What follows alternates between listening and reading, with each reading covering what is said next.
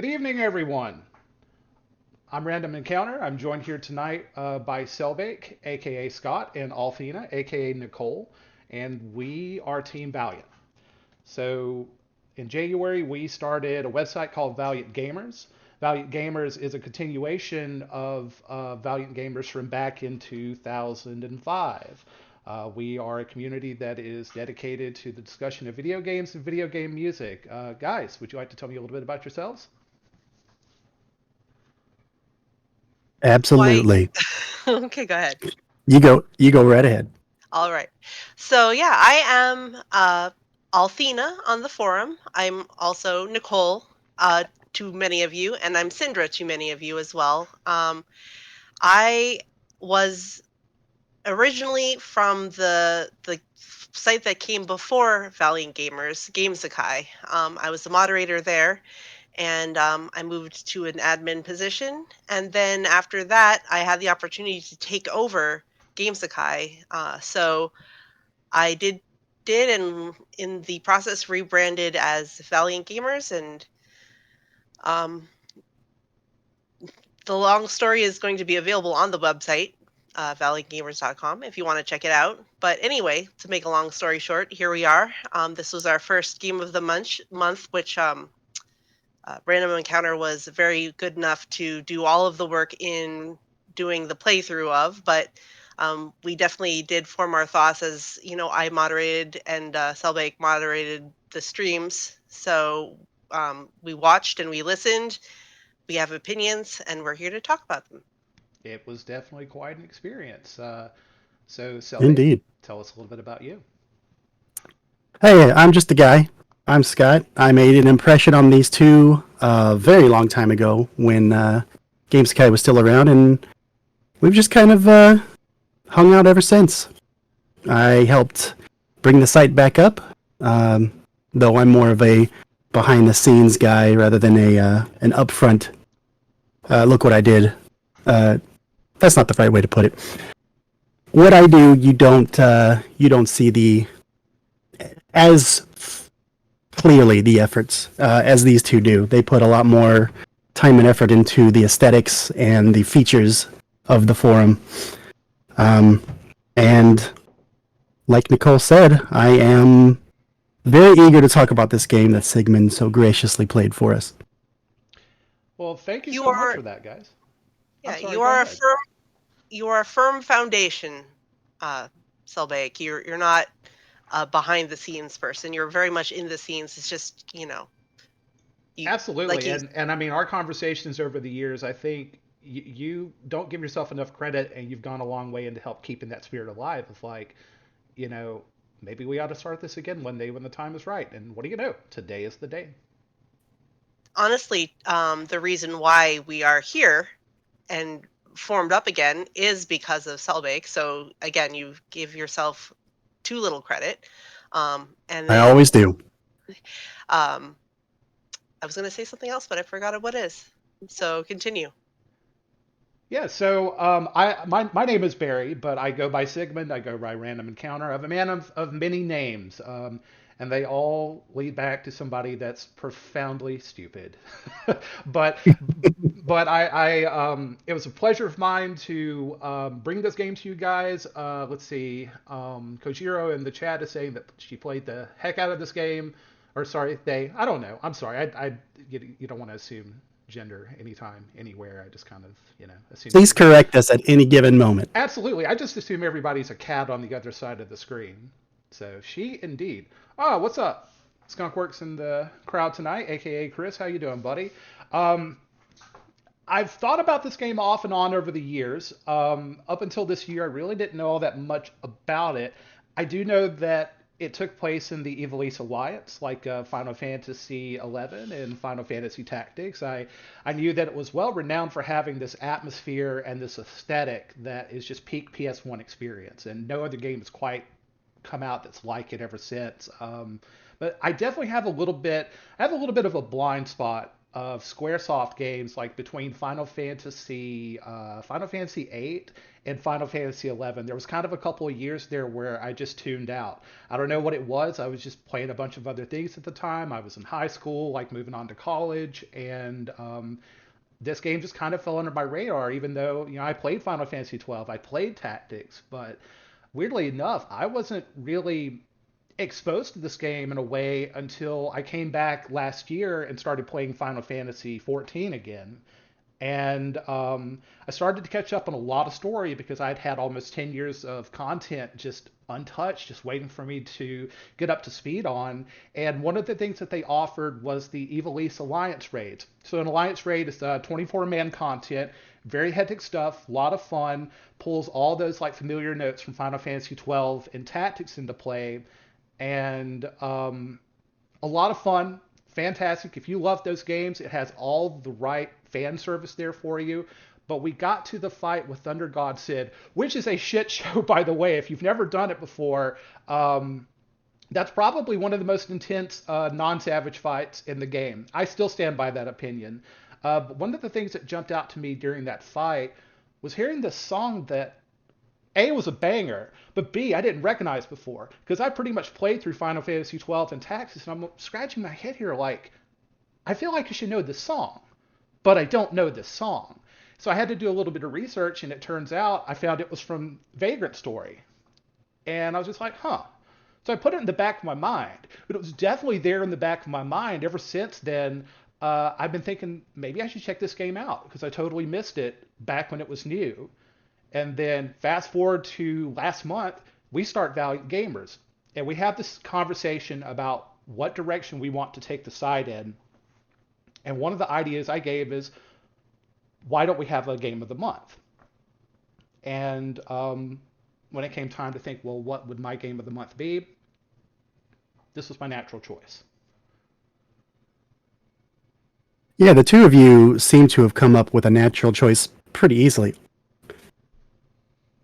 I'm still kind of debating what I want to do.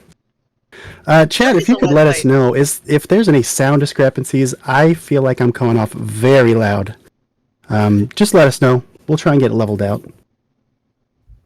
You sound fine to me. I want to say, Althena, you're sounding a little quiet. Let me see if there's not something I can do to maybe turn you up just a bit. That's all right. Do I sound better? Yes, you sound better. And if you just kick your volume down just a hair, I might be able to do that for you. All right, and I dropped you down a couple of notches there. Hopefully I didn't drop you down too far. Testing, 1, 2, 3. Let me know if I'm hurting your ears. Okay, that sounds good.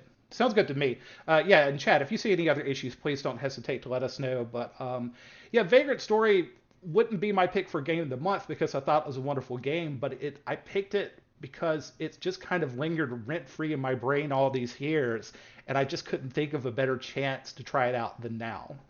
Not to interrupt, but I did see that Skunkworks had a question, a very important question.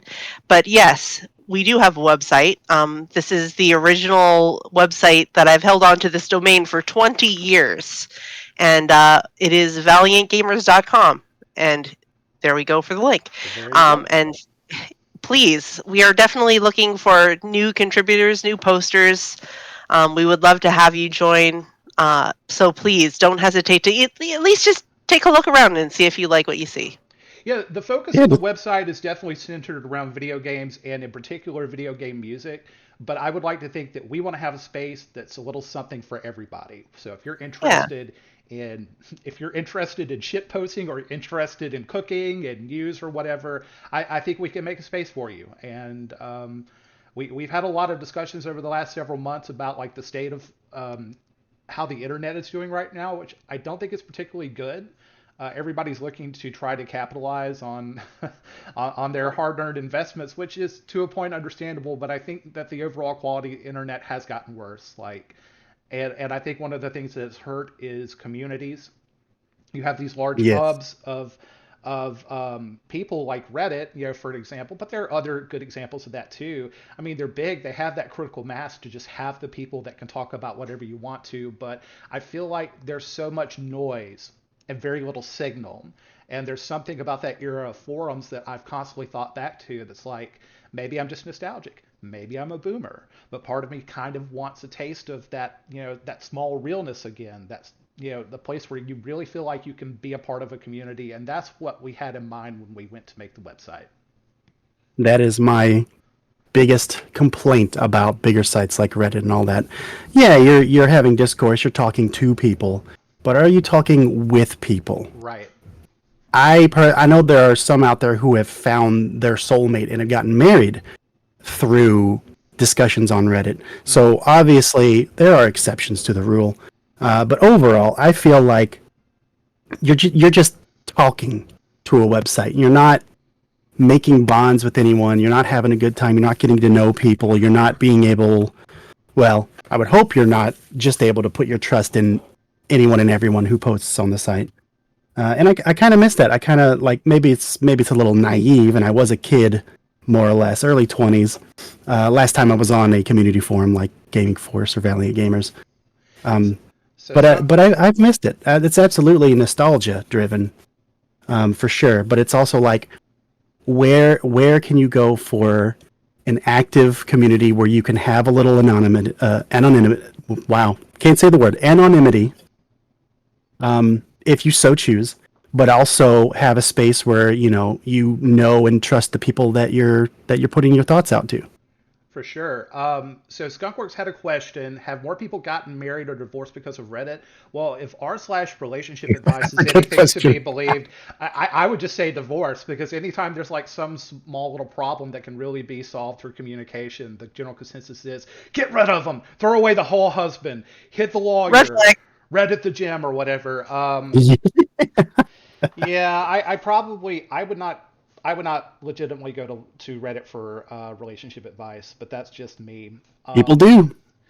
But also, Itchy Viking also says just too many people on the internet for their early 2000s community feel. Maybe so, but I think for many people, the internet has kind of almost become something to passively consume like television instead of something to be actively engaged in. Even like when you're on a website like Reddit where you may be sharing content, or every now and then you might be hopping in to throw a comment or two, it's not really something that you feel like you're a part of. And I think ultimately when we started Valiant Gamers, we wanted to make something that people could feel like they could be a part of and actually have meaningful engagement with somebody. But I mean, you're not wrong. There's a lot of people, but I think it's one of those things like if you want to keep that spirit of the internet alive, it's something that you have to be willing to fight for. Like you have to be. I mean, I'm not trying to make a polemic here, but it is something that you have to be willing to maintain. Because if you just take it passively, then yeah, it's just TV 2.0. A very valiant thing to say. Wow, she said the thing. Yeah, it's almost like you're a gamer.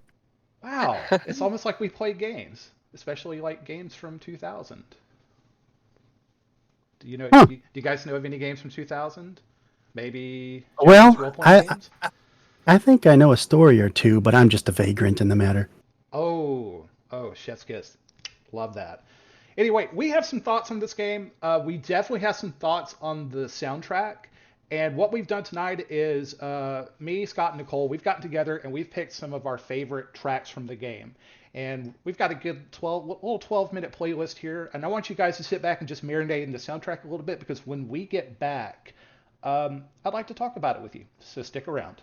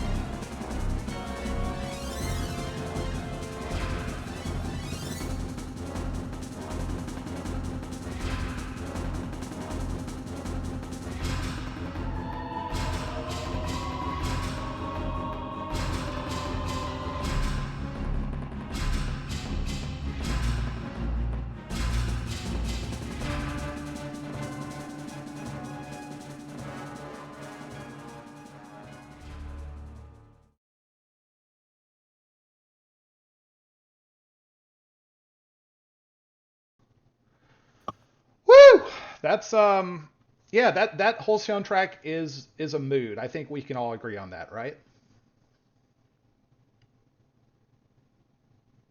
I would agree. Oh Right on. yes. I'm so we were just talking kind of in the background while we were listening to this. Huge fan of Uematsu, like huge fan of the Final Fantasy series. But when I first heard the soundtrack for Tactics, it was a revelation.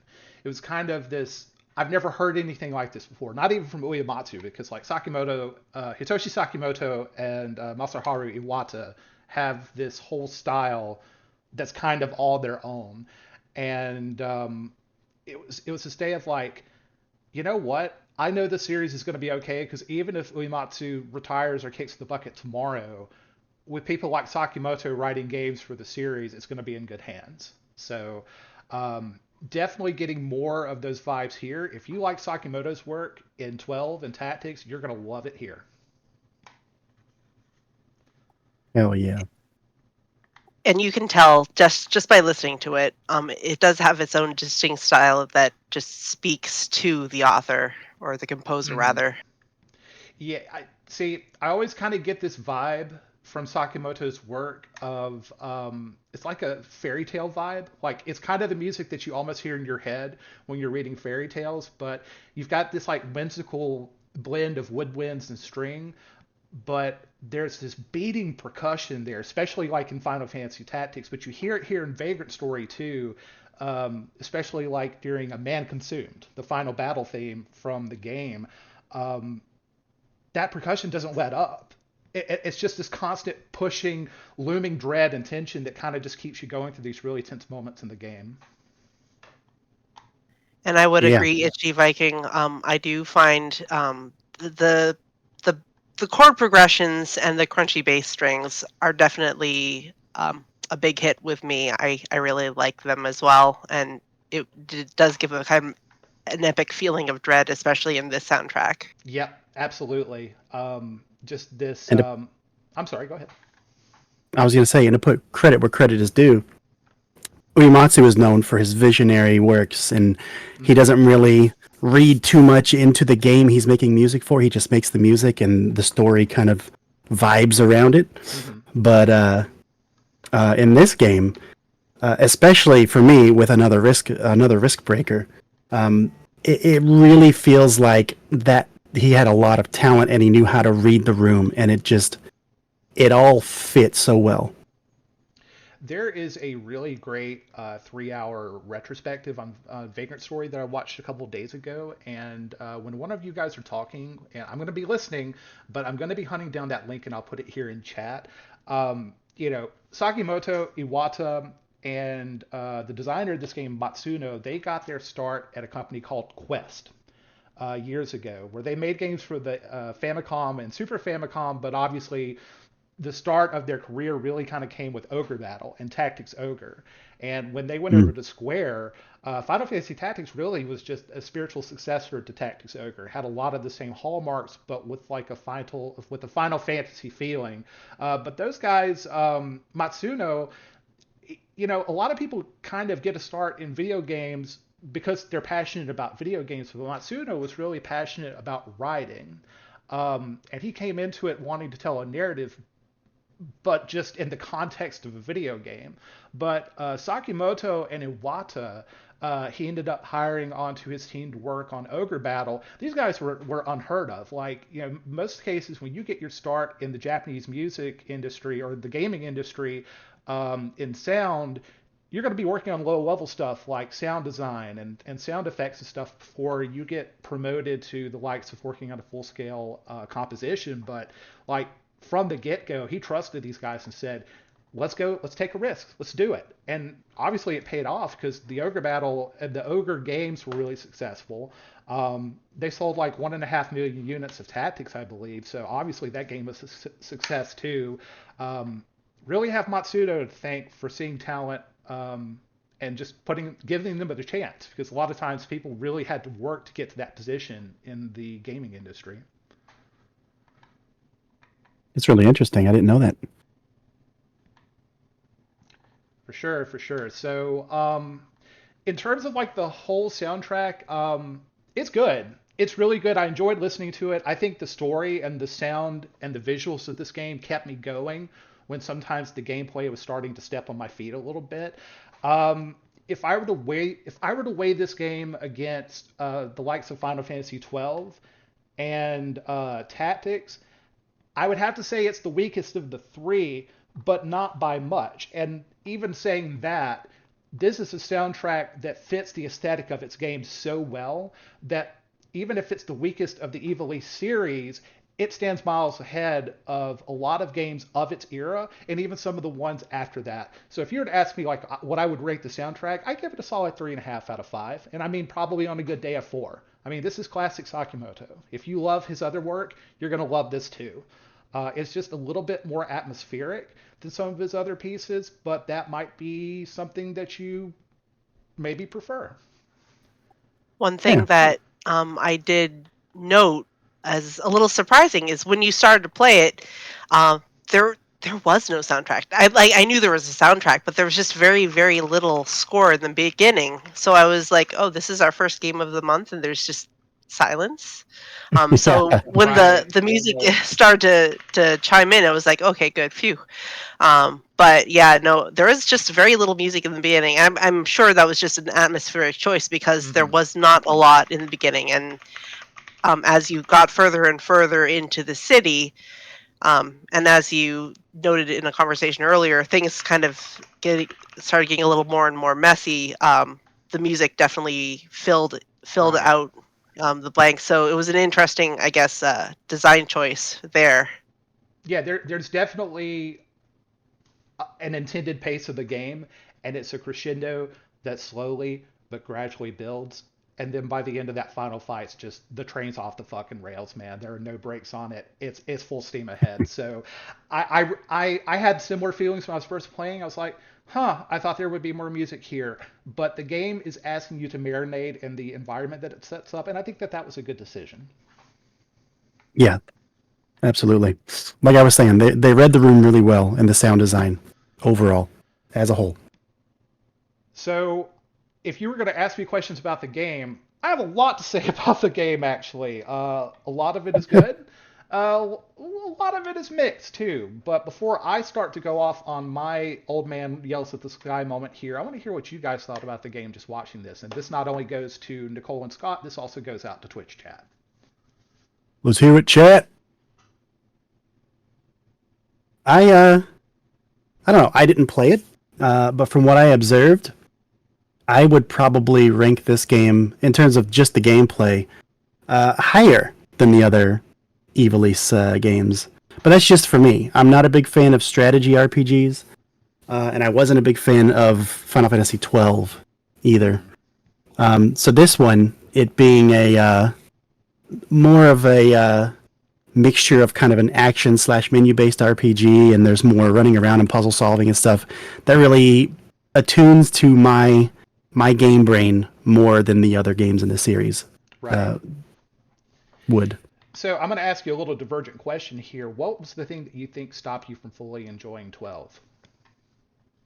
It was the political story. I played 12 and I gave it an honest chance. I got all the way up to the part where you get to the town that's in the snowy mountain area. Mm-hmm. Forgive me for not remembering names. I didn't really adhere with the story all I that feel well. you. It's been a while, but I think I know what you're talking about.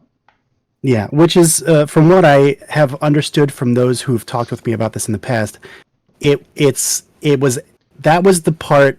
Like if I could have just pushed a little bit further past that, that's when the game started to get very good, and I didn't get far enough according to them. But like, I got I got a good ways in. Like I did love how it kind of mimicked Final Fantasy XI's gameplay. Mm-hmm. I'm an avid Final Fantasy XI stan. I love the story. Yep. I love the community it garnered back when it was like the relevant MMORPG for Square Enix. I loved all that stuff, and I really liked what 12 did to take that and make it a single player experience. I liked the Yeah. open areas. I liked the fact that you could see the enemies and you fought the enemies like head on. Mm-hmm. But just its story did not pull me in enough for me to stick with it. I'm glad that I asked that because I was more curious if it was something with the story or if maybe it was like a game system that was holding you back. Because for me, one of the things I loved and sometimes hated about 12 was that whole gambit system. Completely different from anything else you've seen, not only in Final Fantasy but other games. But also, it could be a lot of work to just manage that whole thing and switch it around. But you said something Oh very yeah, yeah, yeah. interesting. You know that that feeling of political intrigue.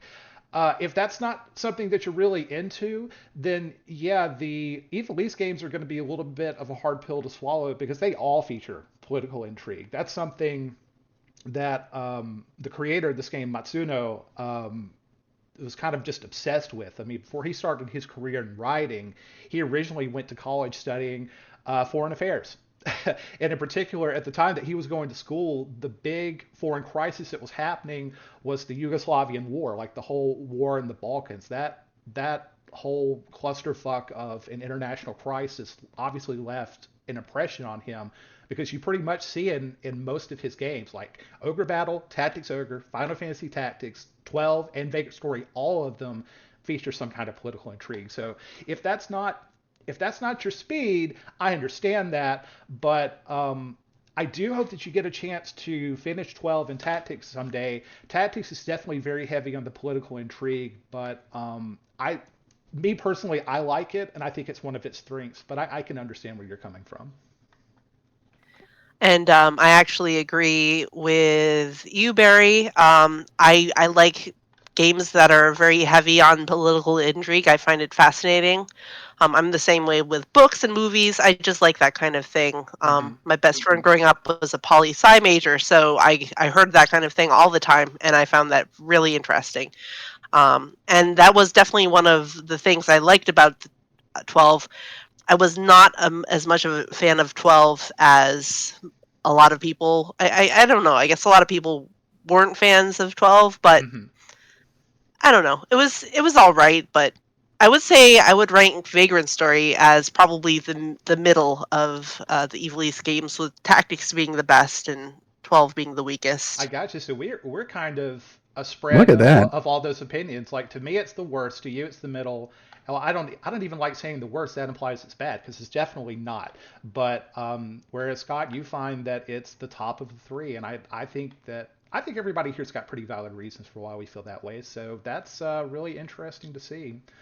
Um, I am really grateful though that the soundtrack was as good as it was and that intrigue is there. I think one of the reasons that I like this kind of political intrigue in JRPGs is that in typical JRPG stories are very, especially these days, very trope heavy. They fall back on a lot of the same tropes that you see again and again and again, and it's this kind of, lowly boy grows up from slaying rats to slaying gods. But in these kind of games with these kind of stories, you feel like there's real meaningful stakes here, that these people may be real. And these situations, even if they're not real, they hit close to home. Either, something that you've read about in real life, or hell, you might have grown up in a place that's been affected by war.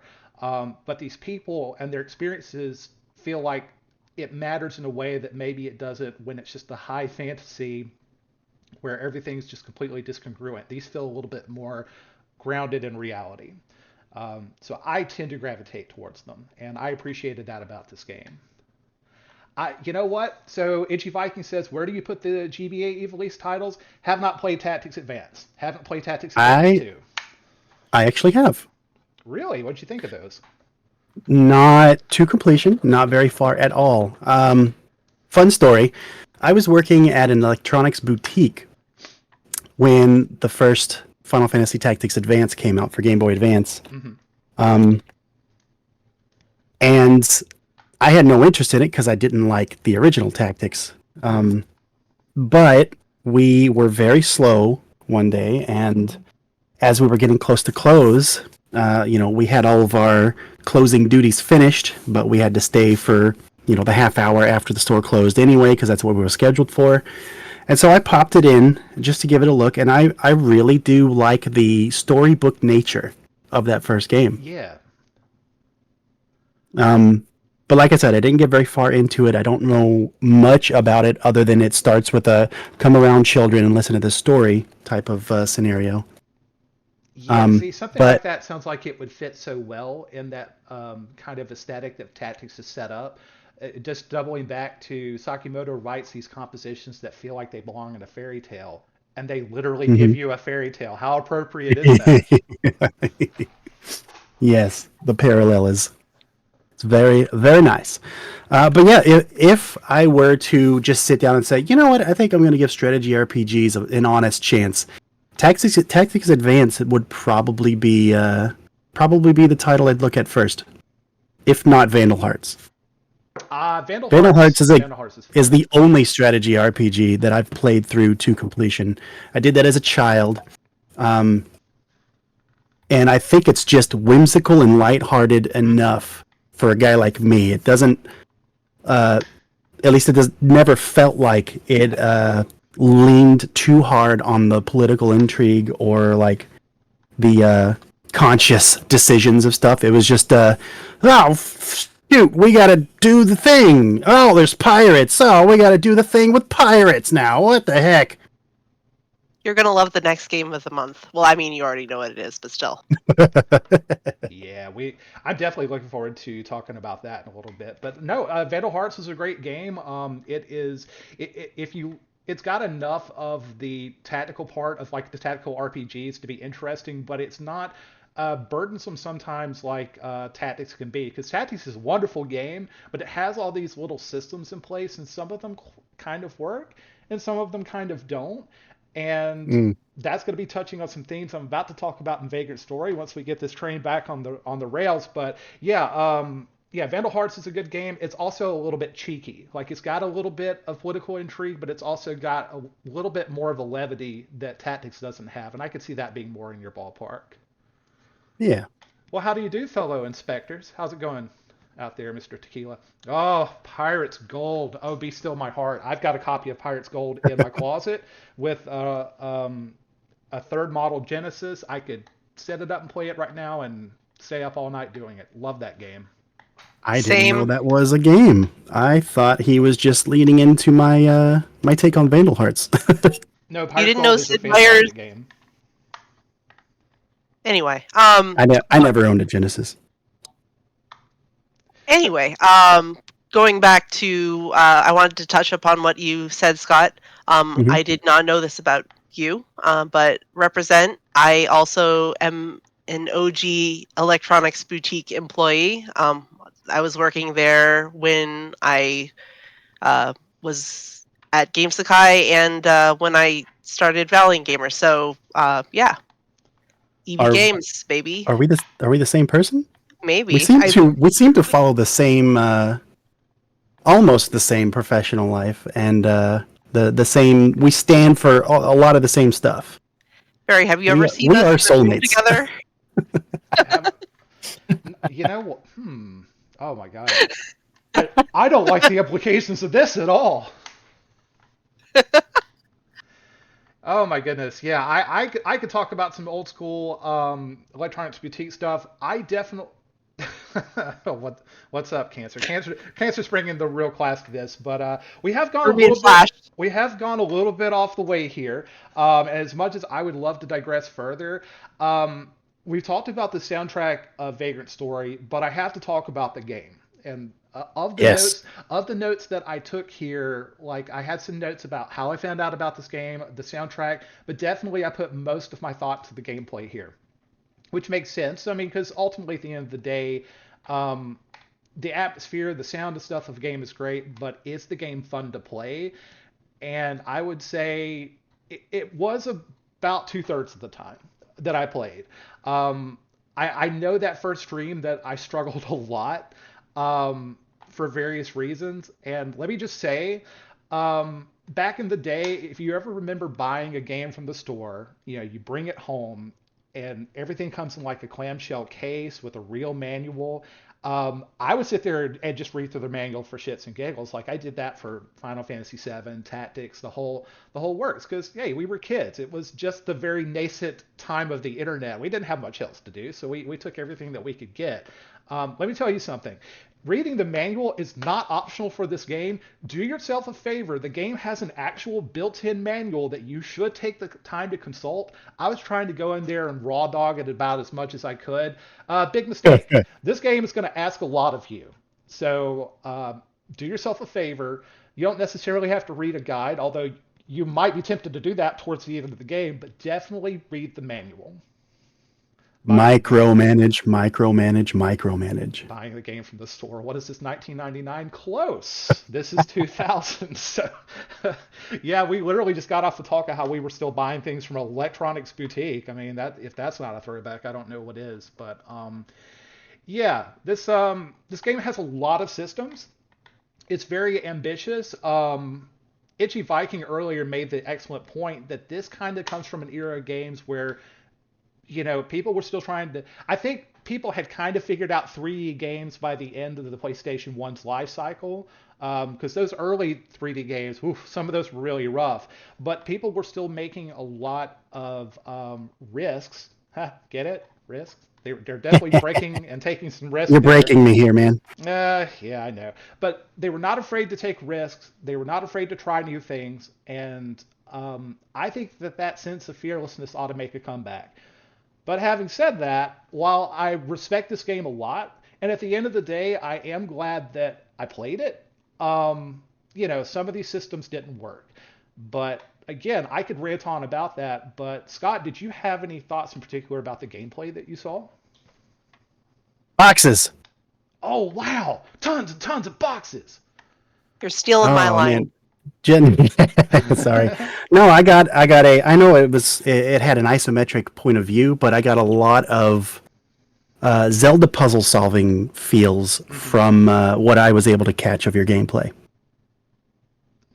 Well, and that pulled me in. I'm going to be honest. For those that don't know me, I'm a huge Zelda stan. And just seeing, you know, you move in the boxes to make platforms to get up to higher areas and figure out the puzzle for the room so you can move on to the next one. That was, you know, just watching was scratching an itch. I have considered in more than one time of booting the game up and trying it out for myself because of that mechanic. Interesting. I was just going to say, it was isometric, but I also did like the aspect of being able to switch to first person to look around and solve puzzles that way too. So because you can see some things that you couldn't otherwise notice from an isometric angle. I forgot all about that. You're right. I really liked that too. It's funny that you mentioned that. I had almost forgotten about it. I didn't put anything in the notes. I did appreciate that you could look around, and the game is DualShock compatible, so you can use your thumbstick, like your right thumbstick, when you press it. It won't look around like a modern game will, but it will put you in that first-person view. That's all fine and good. You know, that's still kind of in that point in time where control schemes were really just kind of still Wild West, and there wasn't kind of a standard left stick is move, right stick is look. Certain, you know, buttons are kind of typically relegated to certain functions. You never knew what you were going to get from game to game, and with Vagrant Story, it didn't really... I'm really speaking. So the problem with like reviewing Vagrant Story is I didn't play this game when it was new, and I feel like I am missing a little bit of something because of that. And I don't want to hold that against the game because, you know, games are a product of their time, and we can judge them really easy based on the conventions and the knowledge that we have now. But again, they were you know, covering new ground back then. They were really cutting edge on trying things out. And even if it didn't work, I have to respect that they were trying. So I could sit here and criticize the game for not having fluid, like, you know, camera movement options and techniques. But, you know, what good will it do? It was really about the best you were going to get at that time. Fun fact regarding the standard joystick controls, dual stick controls. The very first game of all time to employ that layout where left stick is move around and right stick is look around was a game for PS1. I forget exactly what it's called, but I'm pretty sure it was an Aliens game. Yes. Yeah, I know which one you're talking about. And the concept of that control scheme was so alien that it reviewed poorly because of the controls. Yeah, I mean, yeah, back then, if you took like the standardized controls back then and put them in somebody's hands at the time, yeah, it would be strange. You know, we've kind of it's a convention that we've become accustomed to. So I don't want to knock the game for that. I do wish, however, that there was a way of like changing the like inverting X and Y axis, like when you're changing your camera angles, and somebody even put a mod out for that. I think if you go to romhacking.net, you can get one that inverts it, and I'm sure it plays a lot better as Nice. a result. But you know, again, it is what it is. But definitely take time to look at the manual that's already built into the game, so you have no excuse to not look at it. But also, when you go to play the game, make sure you check out the options because there's two in particular that you want to change. There is an option in the menu that, if you turn it on, it will show you what affinities your weapons are picking up as you attack things. And that becomes really important because the affinities of the Mm. type of your weapon matter a great deal in combat. And if you're not paying attention to what affinities and things you're putting on your weapons, you're just going to be hitting zeros on things and you'll have no clue why. So be sure that you turn that on. And also, puzzle mode. We were talking about boxes, and the first couple of box puzzles were fine. You know, I like a little bit of a brain jogger. I mean, I'm sure I would love a game like Intelligent Cube, also a PS1 title. It's just shifting gears in my brain to go from this action RPG to go into box solving wasn't always a very seamless transition. And then towards the end of it, they were throwing some really esoteric box challenges into that Grand Cathedral that those last two, I just gave up. I had to consult a manual. Maybe that's a skill issue. Maybe that's my age. But I'd sit, I mean, I just didn't think it would be fun for my viewers to sit there and watch me fumbling for like 5 hours to figure out a fucking couple of boxes. So No Little shame. do you know your audience. you know what? Maybe my game of the month for February 2025 will be Intelligent Cube, and you'll get all the hot box on box action you could possibly want. Well, you gotta turn your voice on for the frustration part. That's the reason people find it entertaining. You know what? In hindsight, maybe one day I'll do like I'll do a Vagrant Stories New Game Plus playthrough, and turn the voice on and let you guys hear all that frustration come through.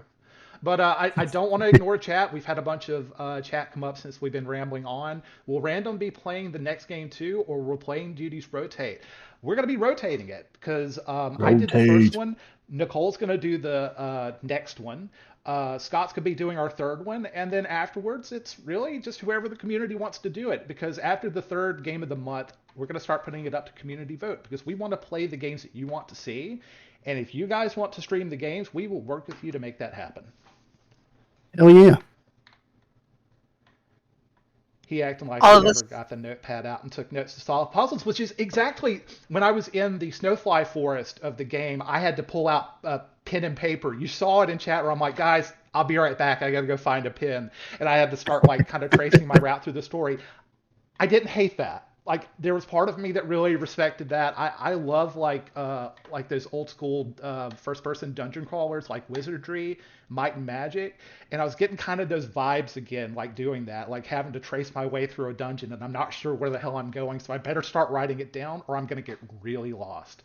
So yeah, I didn't mind that, and I think like I'm sorry, go ahead. I was just gonna say, Inspector Tequila said he acted like we never used the notepad and took notes to solve puzzles. Yes, but how long has it been? It's been a really long time since we've done that. It's been a while, but again, this game asks a lot of you, and even if sometimes I wish it, I wish it wouldn't. I do respect it a lot. I think I mentioned during the first stream that I was getting some roguelike vibes from this game, and there was a little bit of disagreement and kind of crosstalk about that. And yeah, I mean, it's not really a roguelike in that, you know, it's not randomized. There's no permadeath. You know, you don't have randomized. Well, I mean, you have randomized drops from monsters, but every chest is about the same. But I don't know. Even after I finish the game, I can't help but shake this feeling that this game would make a fantastic roguelike. And if they ever took the time to do a remake, I don't know that that'll happen, but if they ever took the time to do it, you've already got this great new game plus feature that's in the game. Why not make a randomized mode built into it? Like that would be that would scratch somebody's itch. I think it would be a lot of fun. I'm sure I wouldn't be the only one. No, absolutely. I wouldn't play it, but I would be happy that it's there because I know, like you said, there are tons of people who absolutely would. But what if it was like you could turn on a mode where it's like, oops, all boxes. Twist my arm, why don't you? Ooh boy, man.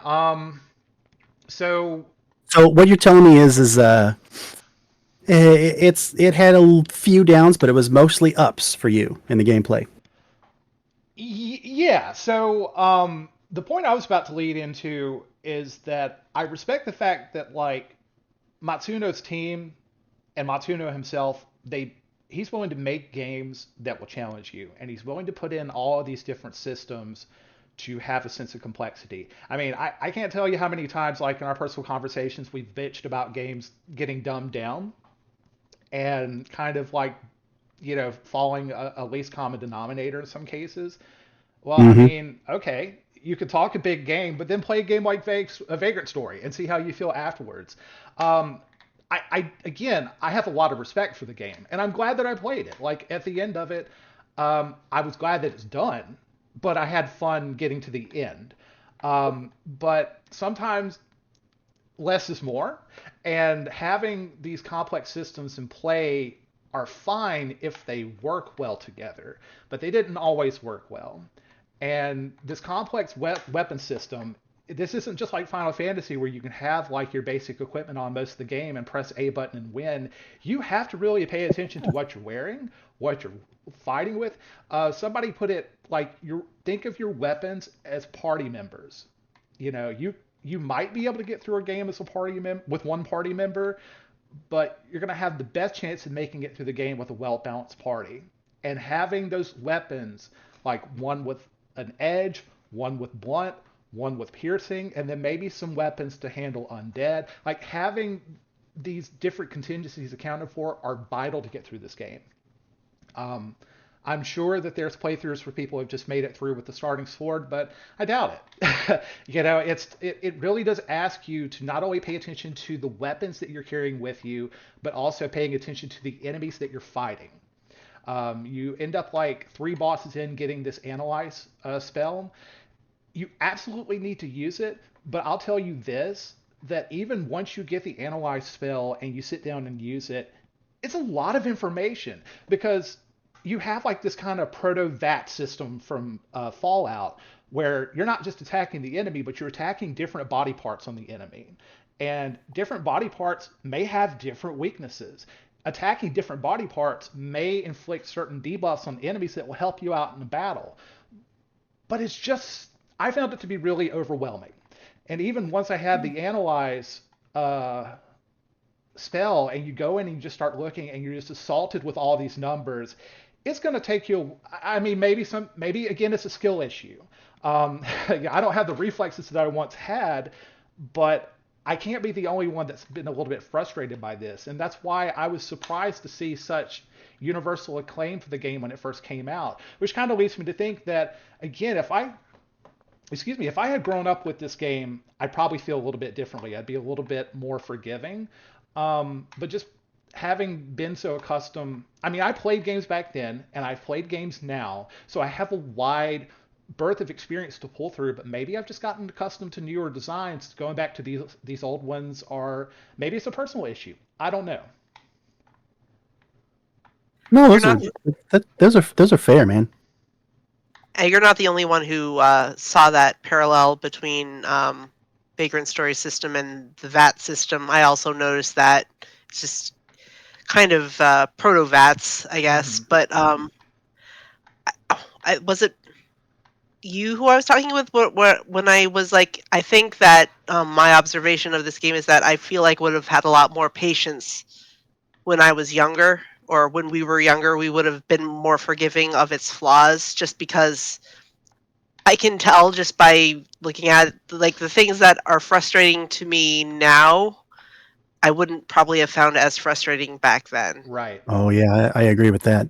We were kids. We were just hard up for things to do, and Had you nothing else to do. exactly. You had all this disposable time that like you could just bury like 80 hours into a game like it was nothing back then. So yeah, definitely. It just really depends on like what stage of your life you played this game and how much patience you have for flawed and slightly unrealized systems. Because like that body part system was interesting, right? Like the idea is if you attack the legs, you can give them movement debuffs. If you attack the head, you can stop them from casting spells. And like hitting the arms where they have their weapons will reduce their attack power. Yeah, I get that. Like that's really interesting. That's a lot more fun than just like pressing A to hit something again and again. But at the end Hmm. of the day, none of those debuffs really mattered. Like maybe I wasn't doing it right, but I know like a few times I was fighting spell casting monsters that were just wrecking my ass with these spells, and I'm just trying to take shots at their head to get them to stop. And I don't think as much as I'd hit them with like 8 or 9 chain attacks, and they would never stop casting spells. I would occasionally like inflict a movement debuff on some enemies, but it never really changed the tide of a battle. Ultimately, the thing Mm. that's really going to change the tide of the battle is just having the right weapon at the right time for the right enemy, and just getting a feel for knowing what enemies are weak to what. Um, and if you're willing to put that kind of time to the game, it will reward you. Like if you put the time in, if you're looking for a game that you want to accomplish something, Vagrant Story will give you that. But you're going to have to do some work to get there. Absolutely. You guys were talking about the VAT system with the combat, but and now I don't really play much Fallout at all. What I attributed the combat system to, when in comparison to another game, was I really I was really intrigued by the sphere that came up. Whenever you would choose to attack, that sphere would come up, and the sphere would be bigger or smaller based on the weapon in your hand or the spell or ability you were using. And it reminded me a lot of Parasite Eve Mm-hmm. and its combat system. Well, I mean, so the targeting and range system definitely similar to Parasite Eve, but I would probably say that's where the similarities end. Having said that, I love Parasite Eve, and I could easily see that be a game of the month for Valiant Gamers. I don't know, man. The way Ashley used his gun was something else. That's a joke. There are no guns, or at least that I Okay. saw. I mean, you could build a crossbow, but the problem is shields are so powerful in Vagrant Story that unless you're a real risk breaker or a risk taker, you really are putting yourself at a detriment by not having a shield on. So that really precludes you from using two-handed weapons, which is a shame because I, I would have loved to have taken more time to sit down and build a proper like crossbow or maybe some other weapons to just play around with. But this is going to lead into my next observation slash criticism is the equipment slash crafting slash combining system. Again, very ahead of its time to have a crafting element in a game like this. I appreciated it. I enjoyed seeing it. But unfortunately, if you do not have a guide handy, the only way that you know what you're going to get is just through mushing things together and hoping for the best. Like you take two items and you go to merge them, you will see what the end result is, but unless you do it a lot, or again, you have a guide sitting there to reference, which again, by the end of the game, I kind of had to for the essence of time because again, it may be fine for me to sit in a menu for 5 hours, but I'm not going to make my viewers sit there and watch that. So um, if you have the time to put into it, it will reward you. But I don't even think in the manual I found a conclusive way of like figuring out what you smush together, what it will give you. And that takes a lot of time. And that's fine, except we run into the problem that pretty much any PS1 game faced. It's not really the fault of Vagrant Story, but the access time on memory cards on the PS1 is so slow. And every time that you go Mhm. and put stuff into the storage chest and take things out, you have to save the game. It won't let you just skip and then you risk maybe losing your stuff if you die. You have to save, and it will take you a minute to save each time, which doesn't sound like a lot, but it takes a lot of time to smush all those things together, swap it out of your inventory because you have limited inventory space. You have to manage it very carefully. And I think on the last stream, I was playing like for almost 12 hours. I probably spent 2 hours of that just sitting in a workshop. So, and that was me being a little bit more casual about it. So if you really want to put the time into it, you're going to be there a while.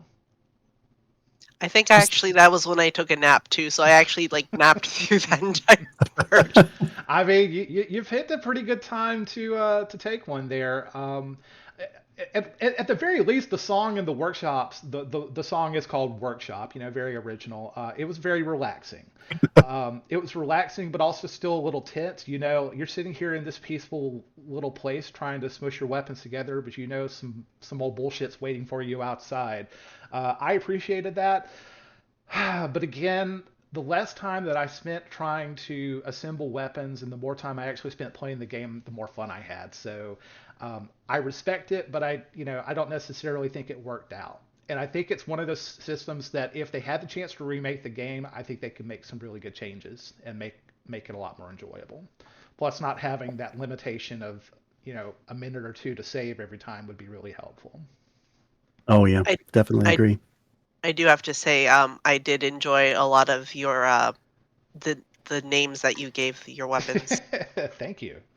And, Uh, just thinking out loud here, I think you might have been able to have more inventory space if they gave him a proper shirt. maybe like some Stuff a actual sword down a sleeve or something. maybe some actual pants with, pockets on the back and not just assless chaps there. I mean, yeah. I mean, you could throw a sword here and a hammer there. You'd be good to go. But Just give him some cargo pants and a trench coat. but have you seen his hair though? How do you get a shirt on with that? It's just like, God damn it. Very carefully. Yeah, apparently so. You got to keep that dew fresh. Ashley Riot be like This Vista Dread. Exactly. Exactly. How dare you have utilitarianism in a Squaresoft game? It's all about that style. So I mean, Final Fantasy Tactics kind of suffers from similar issues too. Other better commenters have pointed out that game has like stuff like the Brave and Faith system, where every person has like a different Brave rating and a different Faith rating, and those tend to lead you to being a better spellcaster, a better melee user. But then it had stuff like the Zodiac system, which is cool, but it's just like, how can you possibly plan every battle knowing the zodiac mark of every single enemy that you fight? I mean, by the end of the day, it doesn't really matter, right? It's one of those things that they throw in just because they can. PS1 games have that distinction of just going hog wild trying new things because you don't have the same memory and storage limitations that you used to have on the Super Nintendo and the Genesis. And sometimes it worked, and sometimes it didn't. Yeah. I agree. Yeah. So all in all, I think I've said my piece on it. I walked away with a profound respect. It has a new game plus mode, so if you really enjoyed the game and you want more of everything that you just heard, well, it's there waiting for you. And there's some extra content too that you won't be able to see until you actually do the new game plus. I think some new bosses. You get access to a workshop called God Hands that lets you work with any material, so you really can just make like the ultimate Oh. weapons of your dream. So New Game Plus isn't necessarily a harder difficulty like New Game Plus is known to be. It's more of a, hey, you've done this the right way. Now you can have fun. So there More is fun. so my understanding is that there is a boss rush that's pretty difficult, and some of that content that's locked.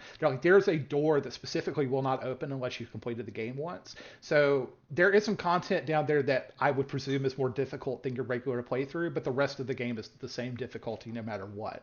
It's just you can blow through it with some of these crazy weapons that you don't have any way of building until you've beat it at least once. Sweet.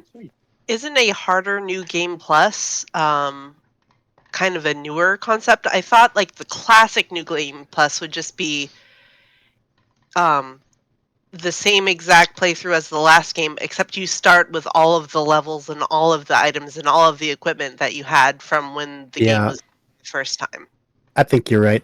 I'm leaning too far on my Tales of series replays where I would use my grade from my first playthrough to make the enemies harder and the level progression harder.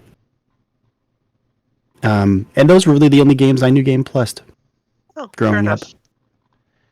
Yeah, I think the only New Game Plus game that I put a lot of time into was Chrono Trigger, but that was a game that really incentivized it because if you wanted to see all 20 endings, you had to play over and over again to try to find ways to break the story, which, I respected. It was the same exact way with Chrono Cross, and I did the same thing. I knew Game Plus the game so many times because I wanted to get all of the endings and all of the plots and all of the characters, and All you the can only do characters. that. Yeah, exactly. Absolutely. Well, I've already confessed this to you in private, Nicole, but now I have to just make this known to the whole world. Guys, I've never played Chrono Cross, and I'm so sorry about that. One day I will make that Hey, right. that's okay, man. I got one for you. I like Chrono Cross a lot more than I liked Chrono Trigger. Ooh, that's interesting. Now, I Nicole, since you've played both, what is your opinion? I've played both. Oh, I've played I both. have a soft spot for Chrono Cross for reasons that I've discussed with you, Barry. Mm-hmm. Um, and I think I do like it a little bit better, although I do recognize the absolute classic that is Chrono Trigger. Yeah. It's kind of like everyone's favorite Zelda versus Ocarina of Time. Ocarina of Time is the staple, right? It is Radical the game Dreamers is also everyone can always go back to. Radical Dreamers? Go on. Radical. Oh, so weird enough, I have played Radical Dreamers, and I thought that was fun. I wonder if That came out in an official capacity here recently with the it. Chrono Cross remaster. Yeah, it did. it It did. used to be Japan only for a long time, and I'm trying to remember. It didn't get released as like a full standalone game, did it? It was like I want to say that was accessible through like Wasn't some it a kind of. Satellaview? I think so.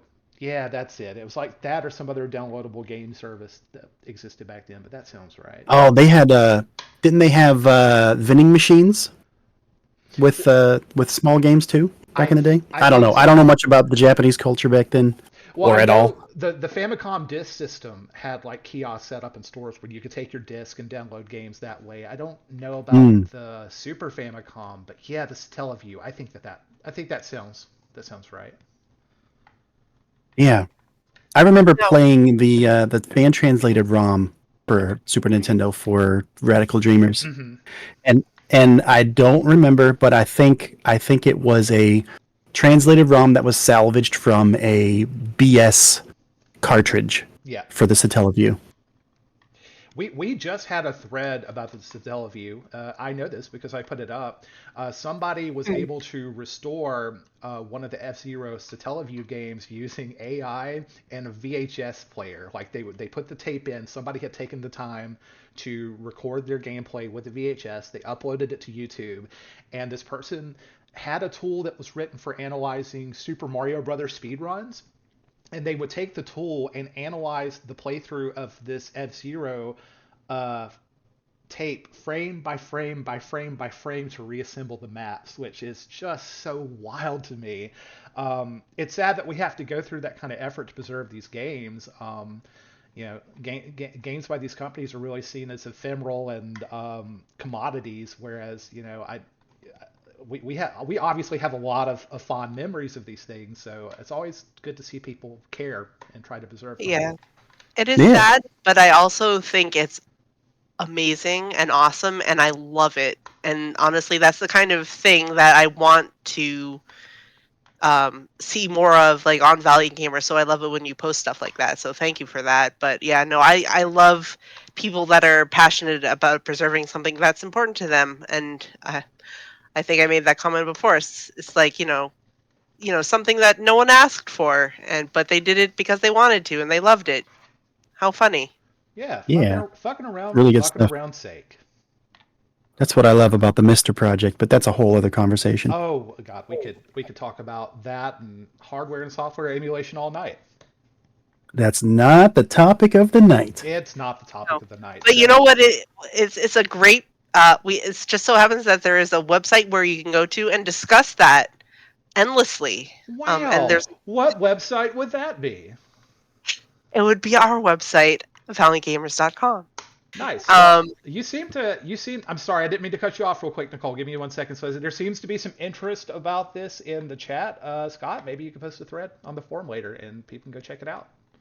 Yeah. I'll get a thread started, and we can start discussing it. We do have an emulation thread, like a generic emulation thread, and I've posted my thoughts in that on the matter. But I'll get a thread started specifically for FPGA preservation stuff, hardware preservation. I'm so sorry to interrupt you, Nicole. I'm sorry. Go ahead. That's okay. I was just gonna say, because I know you did confess to me about Chrono Cross the other night. I myself would love to see. I know that you were talking about Parasite Eve, but I would love to see you do Chrono Cross as maybe a future game of the month or something like that, because I would love to see you play that game for the first time. Yes, Maybe. Me too. And if it's not me that plays it, I mean, I'd welcome anybody else to play it. So let's see what the future brings. But you haven't played it though. That's the thing. Yeah, you got me there. We'll cross that bridge momentarily because we have a couple of games of the month coming up that we will discuss here momentarily, or at least we'll discuss one for sure. But I do kind of want to finish off my final thoughts on Vagrant Story, just to sum everything up. I think I like the political intrigue. And whenever some of the gameplay was getting me a little bit down and I was getting frustrated, the thing that kept me going, that made me just be like, I can't quit. I don't want to quit. Can't stop, won't stop. Is I really was genuinely concerned, like what was going to happen next. I'm trying to make sense of what is up with this Leamon place and why is it bringing out the crazy in everybody. Like we discussed off stream how much it almost feels like Cthulhu mythos. Like you're in this like weird place and all these weird things are happening to people. Like Ashley is getting all of these powers and these personal revelations and awakening, but it's affecting everyone around him too. Like Guildenstern. Like I presume Guildenstern might have been an asshole going into Leamon, but spoiler alert if you haven't played the game, you just watch his degradation over time, being this noble knight that's supposed to come in and try to sort this mess out with this political uprising, and then absolute power corrupts absolutely, and we see the effect that it has on him. I was always really curious to see where those little plot threads would lead me. And by the end of the game, I felt the plot was pretty satisfying. It has that element of grounded real world intrigue mixed with the sense of fantasy. And also a little bit of horror too, because I don't know about you guys, but I can't remember the last video game, like modern or old, where somebody just had the skin flayed off their back. That was pretty metal, to say the least. Yeah. I have some thoughts as well, but Nicole, if you'd like to bring your thoughts to light first, I will gladly listen. I actually don't really have too much to add to that. So if you have something you were thinking of, while you're thinking of it, say it. I forgot. Yeah. No, I'm kidding. So, like I mentioned before, I got really, I won't say burnt out. I just got really bored of 12 because of the political intrigue. And as a kid, I know I've discussed this with you guys, and I think I put it in chat in one of the streams. As a kid, I would not get past how long the introduction sequence and all the talking and all the introduction of new terms and phrases and places and people and all that stuff. I would not get past it. I would not get to the part where I think I would have fun as a kid when this came out. Well, I say as a kid. Yeah, I would have been 16 when this came out. Jeez. A mere young. But wow, where was I going with that?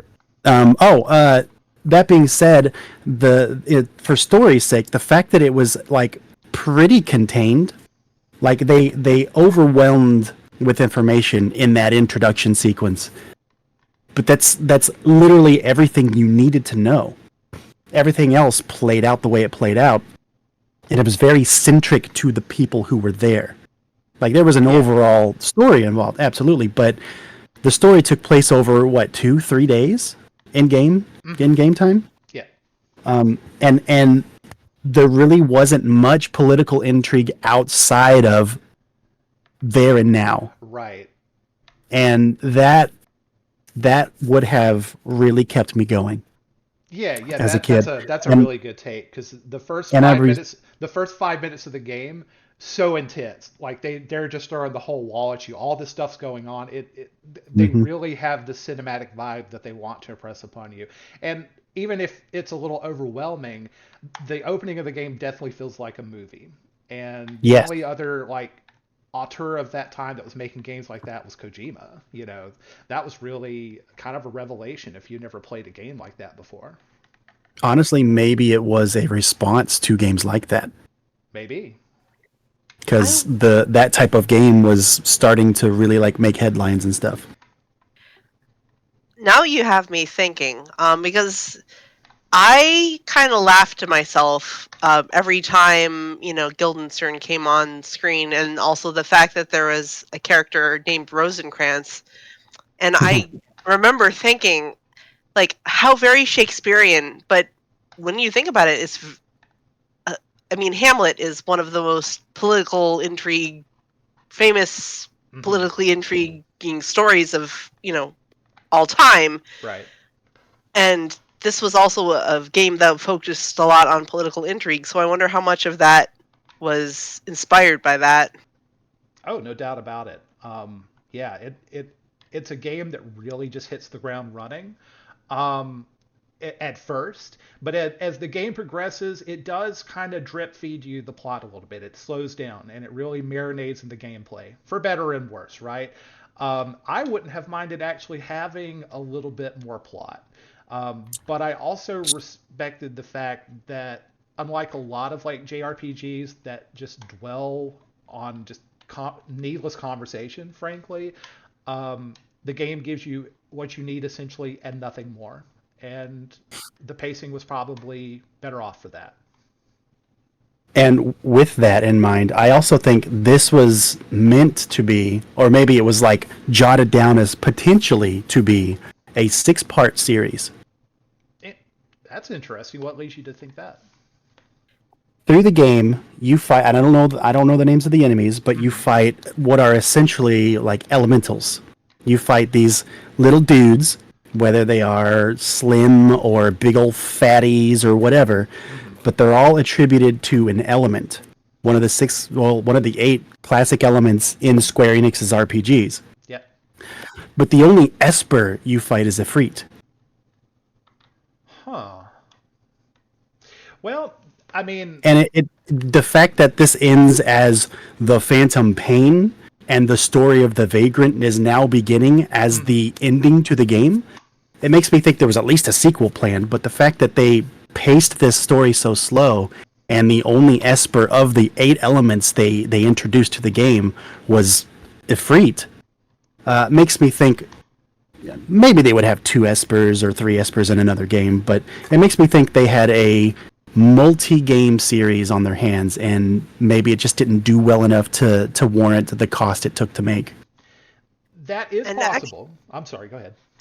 I was just going to say, and actually, that was something else I was thinking about, because I remember watching the end and seeing the Phantom Pain, and I was like, was was that ever mentioned anywhere? Was that at the beginning where it said anything about the title being The Phantom Pain? Because then I was like, where did that come from? I mean, I guess I get it, but I just was like, that's kind of strange and random there. So it does kind of imply that there would be another uh, game besides The Phantom Pain. It would be like Vagrant Story blank, a To Vagrant Story. Vagrant, to story. Vagrant Story, Ground Zeroes. Yeah.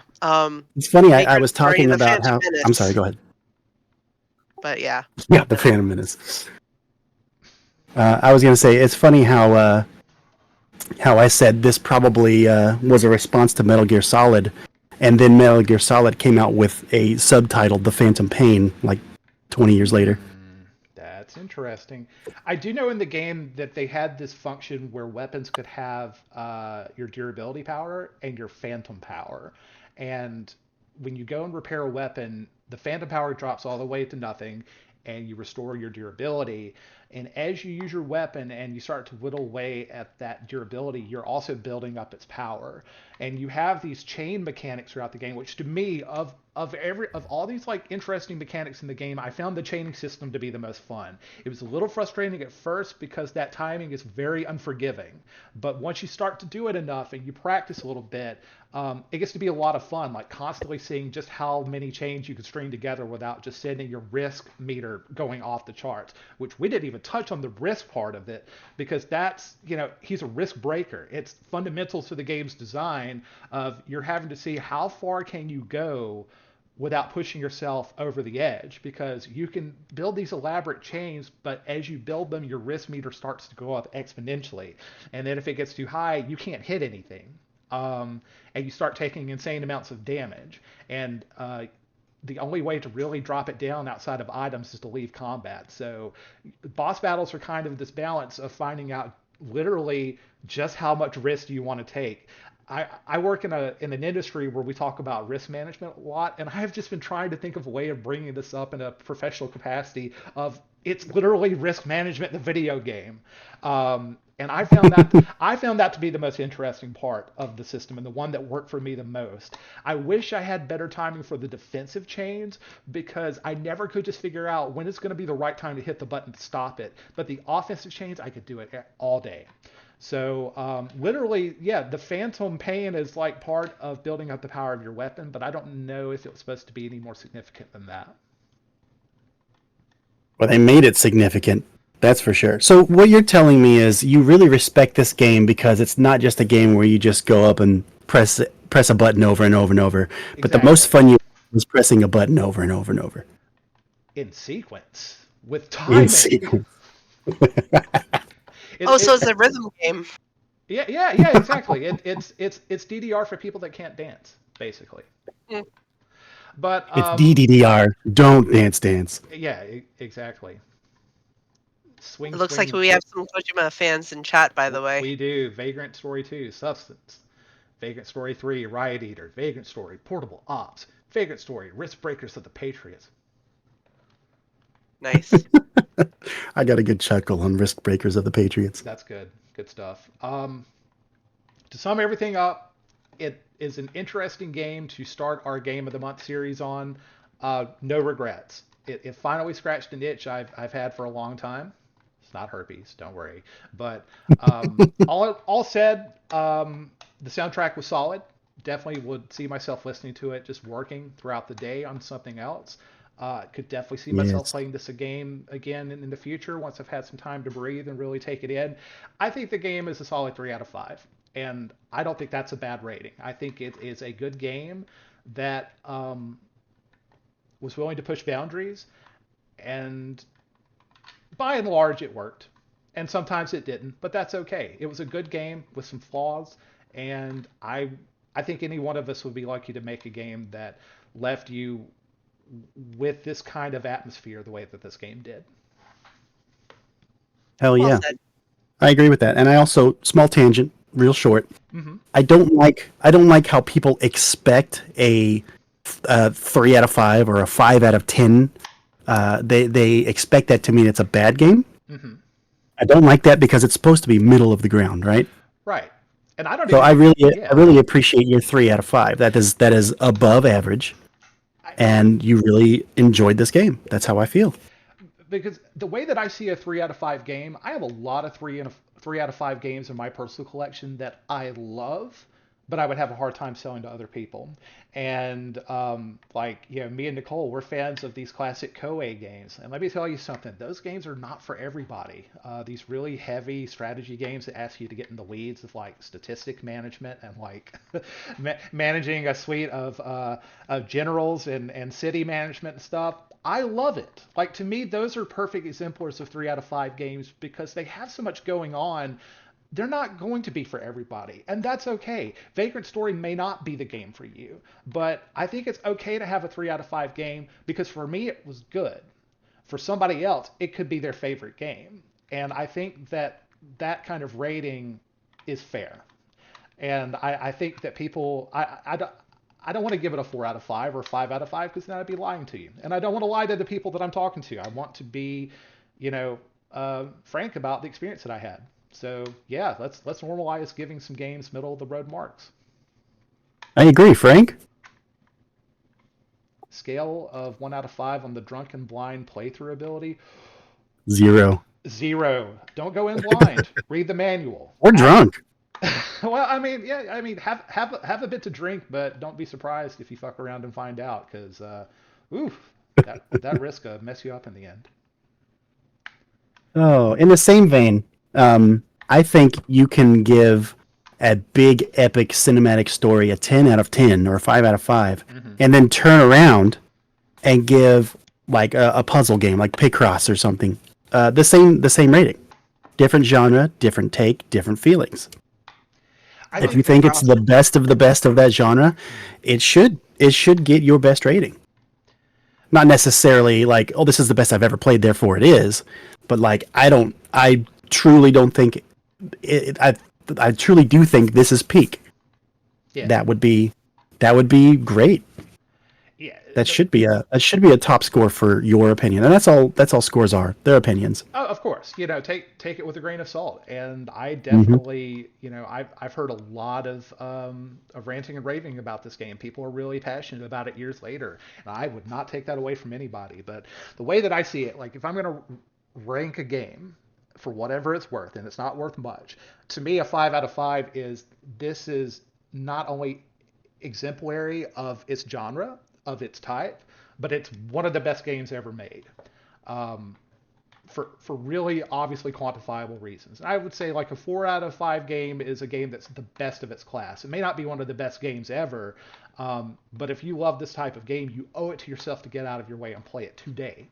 You know, 3 out of 5 I think is respectable. Like it's a game that's not for everybody, but it's gonna be for somebody. And to me, like even a 2 out of 5 game may not be bad. It's just a game that has such flaws that keep it from really realizing its greatness, and it's more frustrating than not, right? Mm-hmm. And then ultimately, I think a 1 out of 5 game is a game that's just not good. You know, it's just it's so flawed and underrealized that we're better off just not having played it at all. But yeah, I mean, 3 out of 5, not bad.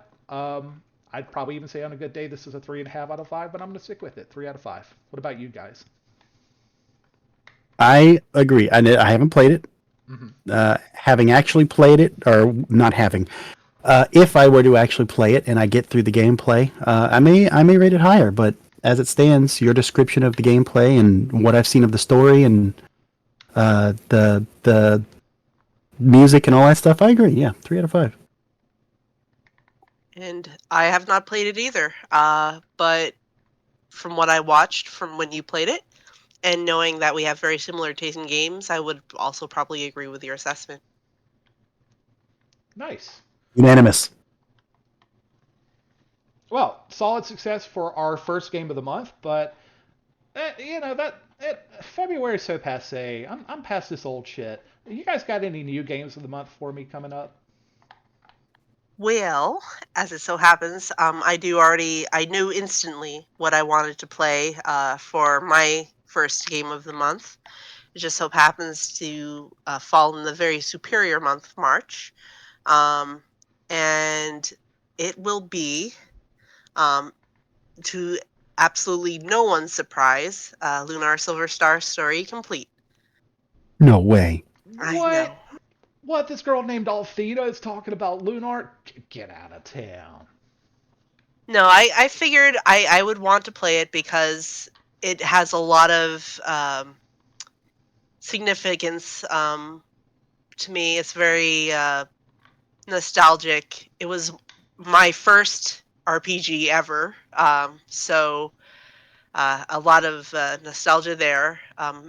I have a lot of sentimental attachment to it, so much so that, I originally had named myself Althena, and I have kind of taken that handle with me throughout life.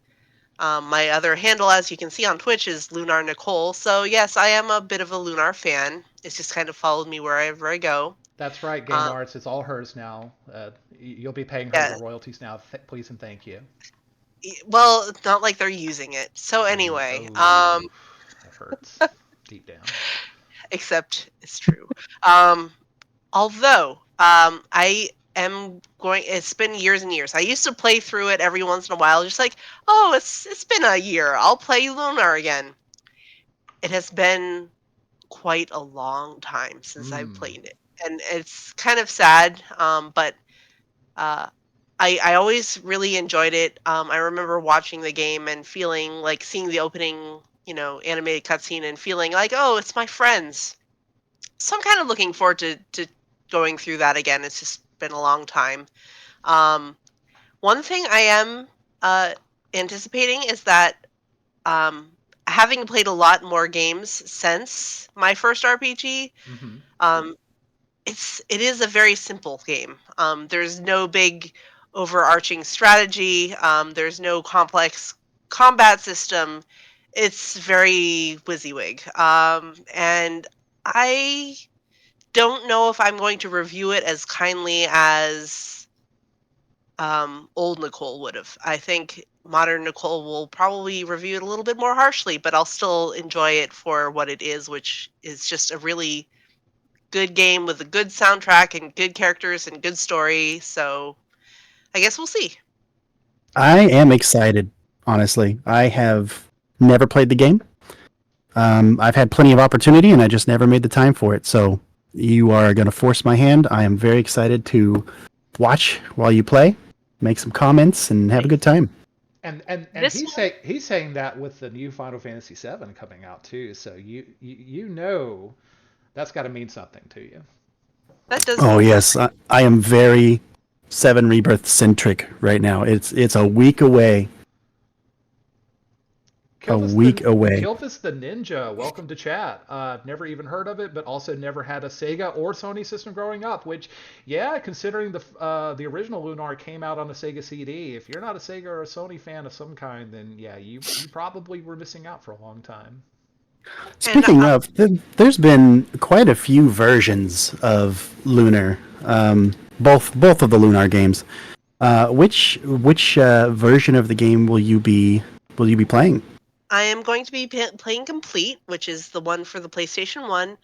Um, I think having played them after the fact, I think that one is probably the most accessible and like the most complete. I think that the one for the PSP Harmony was overall a better version, but I still like Complete better Mm-hmm. for many different reasons. So that's Nostalgia the is a one I'm going powerful to. drug. It It is. is. I mean, there's other things. There's other reasons too, but no, I'm. That's my choice. I'm sticking to it, and I will Hell yeah. definitely go into the circumstances of my playing it and why that one was the first one I played and stuff like that. But that will be more when I'm actually doing the stream. So definitely a reason for everyone to tune in. I'm really excited for that, Nicole, and I love everything that you just said because for one, Silver Star Story Complete is near and dear to my heart for my own reasons. Definitely look forward to talking more about those while you stream the game. But also what you said about like looking back on a game that you loved as a child and re-examining it as an adult and kind of seeing what still holds up and maybe what doesn't work for you. I think that's a really cool conversation to have, and I think it's one of those things that if there's a media, a book, or a movie or a game that's near and dear to you, you ought to go back and look at it and see how you feel about it. And I think those things kind of represent things that we didn't appreciate when we were younger, but also, really, it kind of just represents us as we grow older and conversations we have to have about ourselves. We're if you're doing things right, you're an ever changing work of art or piece of trash, whatever you have it, but you're ever changing and you're constantly growing, hopefully, and it's a chance to not only reflect on the things you love, but also a chance to reflect on yourself. I agree, and being that this is Lunar we're talking about, that's very metaphorical, and I appreciate that. Mm-hmm. Um, but what was I going to say? Oh, one thing I am going to be doing a little bit different that Barry did in his stream was he was silent. I am going to have it open for one or more guests to join me in voice chat while that is being streamed. So Mm-hmm.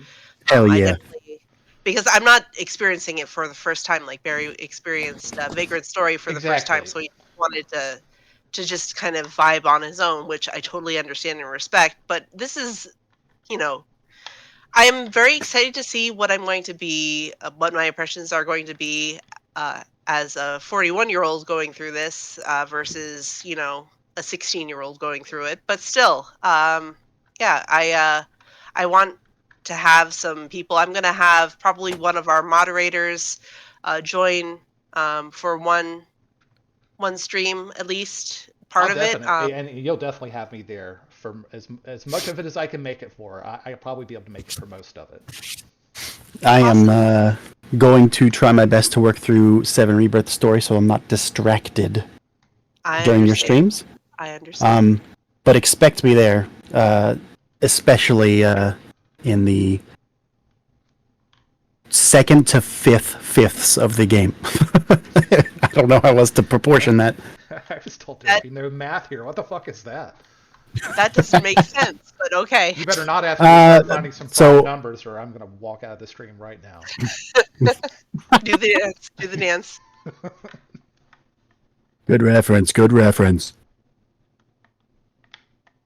So yeah. So my game of the month is gonna be April. Then moan it. So yeah, you still have some time to think about what you want to do. Yeah, I've got some things in mind. I am so like I said, I rated Vagrant Story as my top of the tier of all the Evil East games, and it does have me intrigued to learn more. And I may take that month to force myself to go through Tactics, the OG Evil East game. I tell you, there's something in tactics for everybody. Like if you don't like the whole package, that's fine. I really want you to experience that soundtrack because it is not just one of the best Final Fantasy soundtracks. It's probably one of the best game soundtracks. Period. I'm That is, yeah, I agree with that. I have heard the soundtrack. It doesn't hit me like it would hit someone who played through the game because I don't have those nostalgic story moments to tie them to. Hmm. But there's still, I love a lot of the tracks from that soundtrack. But also, that's my birthday month, and I'm turning the big 4-0. I may just want to chill, and I may throw on an old game I haven't played in 20 years. Thinking about Brave Fencer Musashi. Ooh, oh, that's a good one. I've been thinking about Parasite Eve and Brave Fencer. I would love to watch you play that. So I'm so there if Yeah, you do it. yeah. And the great thing So about Brave Fencer is that, like, unlike Tactics, which really that's going to take you a while to finish, Brave Fencer the Musashi Zelda is Killer. the Zelda killer. Sorry, I was reading chat. Yeah, no. But like Brave Fencer, I think it's totally doable in a month. Definitely less. Yeah. If I were to do tactics, I would dedicate the month to do tactics, and I would be like grinding Hmm. without any story progression, but grinding so that I'm strong enough to progress through the game on stream. I'm going to warn you right now, though. If you choose Tactics and play, that is fine. I would grind to get maybe the classes and some of the abilities you need, but don't overgrind because everything scales up with you in that game, including random battles. You know what I like? What's that? Fucking around and finding out. Hey, okay. I just gotta let you know that. That's all. Yeah, I was really surprised. Short story. I was really surprised when that happened in Final Fantasy VII. Not the whole game, but the final boss. I played it. I played through Final Fantasy VII, the PS1 version, for my very first time back in 2022. Okay. Um, and I was very surprised to learn that the final boss scales to you and your level. You cannot overpower yourself for that. I was like, that's really weird and interesting. And then I started thinking, if they did that with the final boss, I wonder if that's why they decided to do that for the entire game for the next game in the series, Final Fantasy VIII. Hmm. I didn't realize that actually. Today I learned something. Uh, yeah, I don't know how I feel about games that scale up like that because I feel like if you're gonna put the time in to get the power should feel substantial, right? I mean, you can definitely overgrind to the point that nothing's a challenge, but that's really kind of on you, right? Yes. Right. If you choose to grind that hard, if you choose to quote unquote waste that much time, there should be a reward for that. Mm-hmm. Fun fact, Final Fantasy VIII is the only Final Fantasy for PS1 that I had beaten until 2022 when I beat Final Fantasy VII. Huh. Still haven't beaten 9. And I think it's because it allowed me to go through the game at whatever level I was. I think there's something about 9 that intimidates me because it apparently has all of this content that you will totally miss if you're not looking at a guide. And I'm this natural completionist by nature. It's something that I had to kind of suppress while playing Vagrant Story, where I'm like, come on, man, you just got to keep moving. You can't sit there and grind all day. But I will if left to my own devices. And I think that's the only thing that's kept me from really enjoying 9 because, God, I love how that game looks and I like how it sounds. It just feels comfy. But I won't let it be comfy, which that's more telling of me than the game. You Fun want to hear the fact, most? Oh, go ahead. I was going to say that is actually very specifically the reason why I just was not crazy about 12, is that it was absolutely the kind of game that you would miss something unless you consulted a strategy guide, Uh-huh. and the strategy guide was I'm sorry. let's not talk about the strategy guide unless you know what I'm talking about. I have the strategy guide around here somewhere. I think it's on the bottom rung of my bookshelf behind me. It's bullshit is It what is it bullshit. Yeah, is. there's one of the best items in the game you can absolutely miss out on if you don't know the right sequence of chest not to open in the game. Because if you're like me, you see a chest, you're going to open the Yes, chest. Every JRPG has absolutely. trained that instinct in you, and this game actively punishes you for doing that, and you have no way of knowing that if you don't have the guide. Get out of my brain, because that is what I'm quoting in my head right now. Mm-hmm. You see a chest, you're gonna open it. Mm-hmm. Oh, sorry, you just broke the whole game. Mm-hmm. That's some fucking bullshit Mm-hmm. point and click puzzle moon logic. I agree. And you know what? I love point and click adventure games. They're one of my favorite genres, but they're not. It's not the same. It's just not the same. Ooh, you know what? If not you, somebody else in the community needs to be brave and do The Secret of Monkey Island. I would love to watch a playthrough of that from somebody See, in the community. I'm. I was thinking about a puzzle game as well. Like I was leaning more like on Myst Mm-hmm. because I haven't played that game in like 30 years and I don't remember shit from it. Mm-hmm. And they've remastered it in VR recently. I'm so interested in that, but I just haven't made the time for it. But Secret of Monkey Island is a fun little puzzle game too. A little point and click adventure. I definitely anticipate on doing some point and click adventure games for future Game of the Months. I think I put a few in the suggestions. I Hell definitely yeah. wouldn't mind doing Gabe Night. Yeah, for sure. And I'm definitely we're going to open that up to the community after the first couple. Like me, you, and Scott have got some games in mind, but after that, you know, again, the whole reason that we started this website is we want to build a community. This should be your thing too. So please look forward to it, in the words of Yoshi P. And once April has passed us, I think we'll start putting games up to vote. Um, and if anybody out here, if one of us are not able to stream or somebody shares a real interest in doing that, we're going to help make this happen. Nicole is going to be streaming her playthrough a Silver Star story here from this channel. So if you haven't had the chance to subscribe yet, but you like what you've heard so far, please, we invite you to do so. And also, once again, It's a follow. Wow, thank you. It's follow on Twitch. Subscribe is actual money on this platform. Oh wow, and we're some broke sons of bitches. So yeah, that's fine. just follow us. It's free. Speak for yourself. I've got $1. I'd buy that for $1. You know what else is free? What's that? Joining our Kisses. site. Hell yeah. Oh, that too. So please, I know that I've said this a couple times, and so has Barry. We're trying to grow this community. Mm-hmm. So if you haven't yet, it would be a huge help to us if you just wanted to check out our website. So I put the link there in chat. Thank you again for even taking the time to check it out. But we would love to see you over there and posting. Absolutely. Absolutely. Jinx.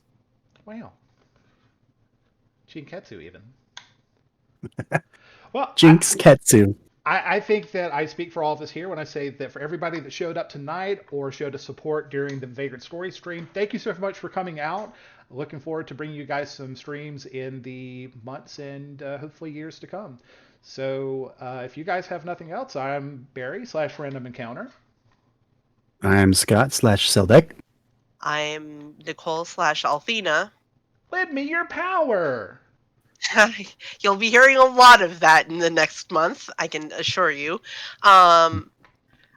Also, before we end the story, I just wanted to know did anyone else have any other questions or anything like that for us while we were all here and we had the opportunity to answer the question? Did anyone else have anything out there they wanted to add?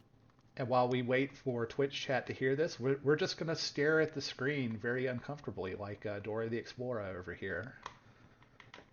Long pauses. ...